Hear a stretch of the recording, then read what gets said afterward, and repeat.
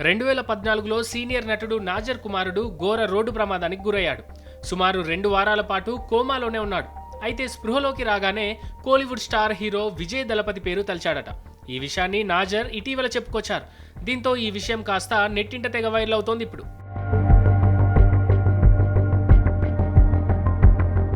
దళపతి విజయ్కి భారీ సంఖ్యలో అభిమానులు ఉన్నారు. తమిళనాడులోనే కాకుండా కన్నడ, తెలుగు, మలయాళ భాషల్లోనూ ఈ హీరోకు ఫ్యాన్స్ ఉన్నారు. అందులో నాజర్ కుమారుడు నూరుల్ హసన్ ఫైజల్ కూడా ఉన్నాడు. ఈ విషయాన్ని నాజర్ తాజాగా బయటపెట్టారు. సినిమాలతో బిజీగా ఉండే ఆయన ఇటీవల ఒక ఇంటర్వ్యూకు హాజరైనప్పుడు ఈ విషయం చెప్పారు.